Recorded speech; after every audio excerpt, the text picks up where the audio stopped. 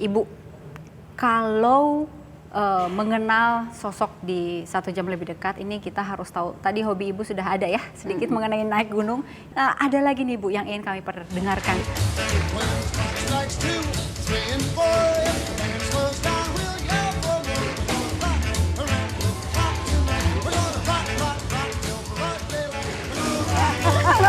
Gak apa-apa Bu, ayo Bu. Gak malu Oke, harus dengan suami. Silakan Bu.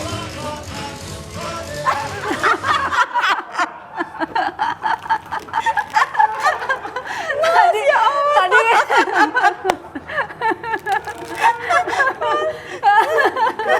Mak, bisa diputarkan lagi ya Bu Cacanya lagi nggak? Kita ini kalau Caca harus dengan suami ya. Caca jangan jam soalnya aku pakai. Ya Allah. Lagu yang tadi itu Bu, tunggu sampai lagu. Tunggu sampai lagu yang diputar dulu. Nah, silakan. Di sana aja Bu Mas ya.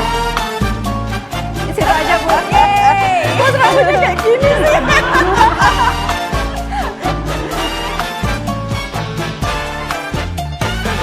When marimba rhythms start to play, dance with me, make me sway. Like a lazy ocean hugs the shore, hold me close, sway me more. Like a flower bending in the breeze, bend with me, sway with ease.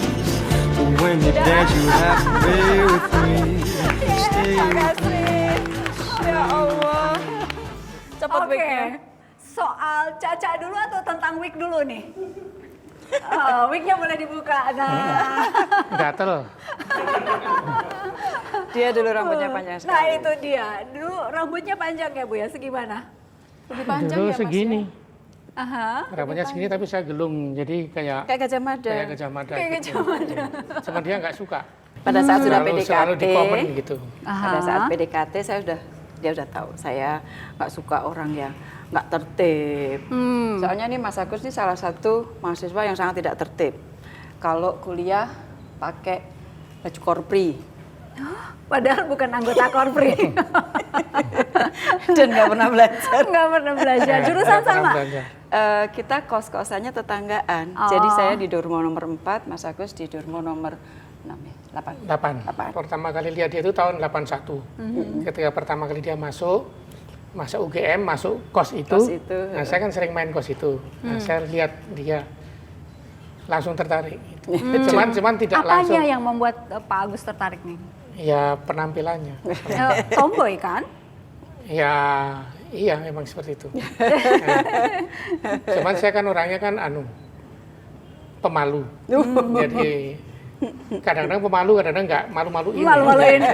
Lebih banyak malu-maluin. Jadi lama ininya, proses sampai. Prosesnya lama? Prosesnya lama. Oh gitu. Prosesnya Kalau lama. dibilang lama tuh setahun, 2 tahun, 3 tahun? Sampai 2 tahun ya. Oh 2 tahun. Itu masa PDKT yang bikin sabar Oh iya, banget. PDKT-nya macam-macam. Dari pertama saya kan untuk mengambil hati itu kan pernah saya belikan ini kesemek. Apel kemayu. Nah kesemek.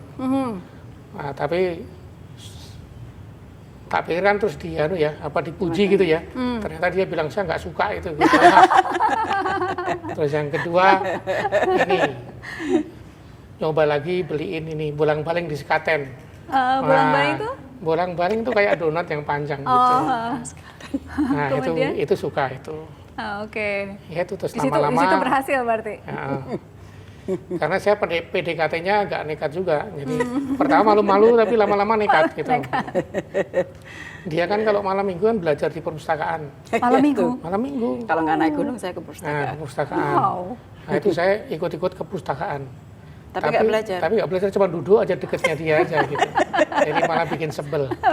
Jadi saya belajar terus ada orang di sebelah duduk ngeliatin aja. Ya saya belajar tapi aja. udah kenal. Ya Udah kenal kan kenal, kan tetangga tetangga. toh. Oh, Tapi iya, kan iya, saya nggak suka dulunya. Pertamanya karena gondrongnya itu kan. Tapi heran gitu saya belajar ya bukannya duduk terus coba belajar gitu ya nggak, ya duduk-duduk aja. Duduk aja. Duduk aja.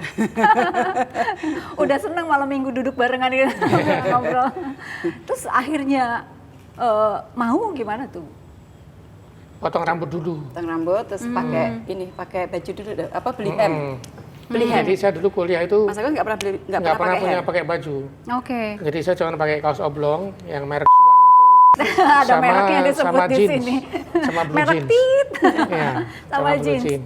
Oke. Nah, karena jatuh cinta ya, terus diminta ini ya ganti baju, akhirnya beli baju.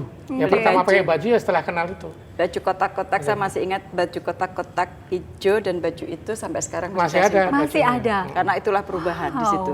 Cuman saya nggak cukup, cuma dia yang pakai. Sampai sekarang saya pakai. Oke. Karena itu disitulah pertama kali seorang Agus Marsudi beli baju hem kotak-kotak karena seorang Retno. Wow. Jadi itu sampai sekarang saya masih pakai. Saya merinding, tapi tadi Pak Agus bawa ini nih, ada sedap malam dan daun pandan. Ini urusannya sama Ibu Retno apa nih, Bu? Saya di tempat kerja selalu ada irisan daun pandan dan bunga sedap malam. Untuk? Pacifying, supaya suasananya nyaman. Saya orang yang sangat Jawa ya. Jadi biasanya dengan gending Jawa sebagai background music, terus kemudian dengan bunga sedap malam dan irisan pandan, itu menjadikan suasana kerja nyaman, apa ya, pacifying. Jadi ketika stres luar biasa, dengar itu udah agak relief sedikit gitu. Iya. Oke, ada VT lagi yang ingin kita perlihatkan ke Ibu.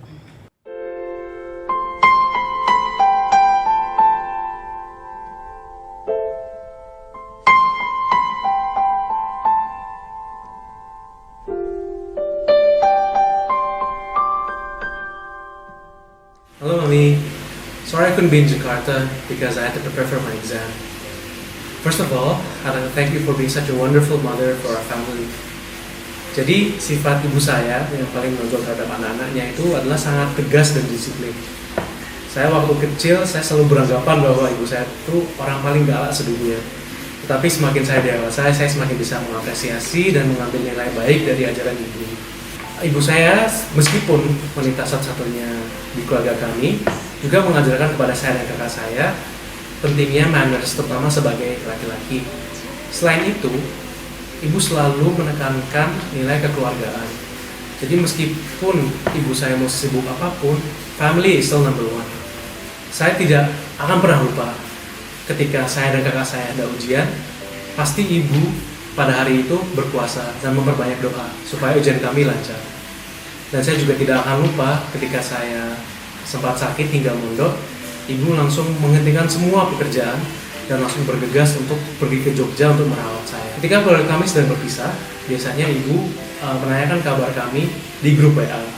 Setelah jadi menteri, walaupun dengan kesibukan dan tanggung jawab ibu yang bertambah, luar biasanya ibu masih menanyakan kabar keluarga kami setiap pagi, meskipun anak-anaknya sendiri suka lupa. Maaf ya Mami. Semoga Mami selalu bisa menjadi role model untuk semua wanita di Indonesia dan selalu membawakan negara. And don't forget Mami bahwa your health is number one.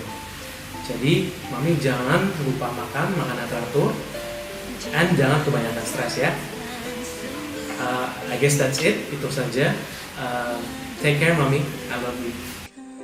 Misalkan saat aku dulu masih SD, saat aku lagi stres, Mami akan jemput aku naik becak dan nonton film. Bahkan saat aku sekarang lagi kuliah, sejak 10 tahun gak minta uang kepada bapak ibu, Mami suka ngirimin aku duit supaya pastiin aku nggak kekurangan di sini. Cara Mami mendidik aku, khususnya saat menjelang remaja dan dewasa, adalah memberikan aku kebebasan yang bertanggung jawab. Jadi misalkan saat kuliah tidak dipaksakan ke jurusan tertentu, saat sudah lulus tidak dipaksakan menjadi diplomat atau menjadi seseorang atau menjadi profesi tertentu. Saya diberikan kebebasan, namun harus bertanggung jawab kepada pilihan-pilihan saya. Dari segi kedekatan ibu dengan keluarga semenjak jadi menteri, menurut aku sih nggak ada bedanya. Karena dari segi kerjaan, dari dulu memang Mami kerjanya memang keras. Tapi waktu di Jakarta, susahnya adalah mungkin Mami berangkat lebih pagi, tapi aku yang pulang lebih pulang gitu. Jadi misalkan Mami sudah berangkat jam 7, aku pulangnya jam 12, jam 1, jadi nggak mungkin ketemu. Tapi saat ketemu, misalkan di Jakarta kami suka jalan bareng, makan pagi bareng, makan siang bareng, bahkan makan malam pun bareng. Sehingga kadang-kadang kalau misalkan ada acara, biasanya harus izin dari keluarga dulu, atau bahkan acara kami dibawa ke keluarga.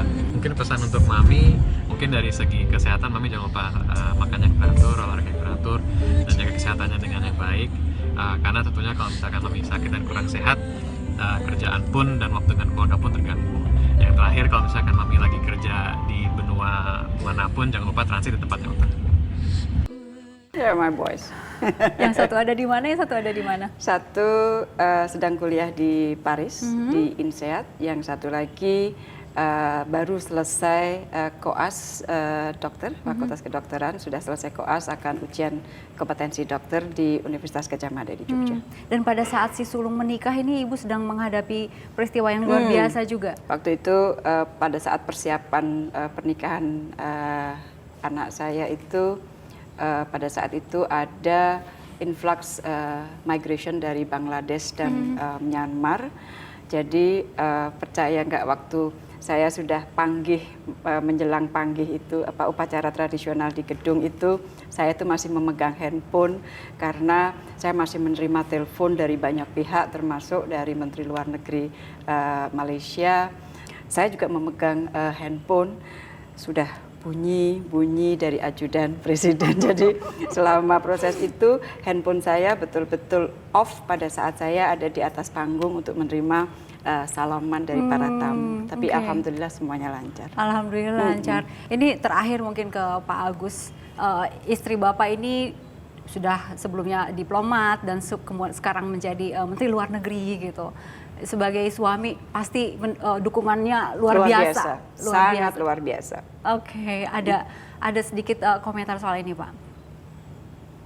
Saya sih merasa biasa-biasa aja. Dukungannya sangat luar biasa. Karena nggak mungkin kan, kalau nggak mungkin. Saya selalu bilang sama teman-teman saya bahwa saya dikaruniai suami kayak malaikat, yang bisa memberikan trust kepada istrinya, yang selalu diingatkan oleh Mas Agus dan anak-anak itu, apakah sudah makan, jaga kesehatan, nggak boleh sakit, itu saja. Tadi pesan dari anak-anak juga itu, jaga karena kesehatan. mereka suka khawatir makan saya nggak ini, saya capek, kesehatan yang selalu dikhawatirkan anak-anak dan suami saya. Baik. Terutama jangan stres. Jangan stres. Nggak usah stres. Nggak usah stres. Oke. Terima kasih Ibu, Makasih. terima kasih Bapak juga. Ini sudah ditunggu ya untuk bertemu dengan Wapres ya. Terima kasih sudah meluangkan waktu untuk 1 jam Terima lebih kasih dekat banyak kita. Mbak Indi. Terima kasih. Jumpa lagi pekan depan dengan tokoh-tokoh yang lain. Sampai jumpa. Makasih, aku sampai lari.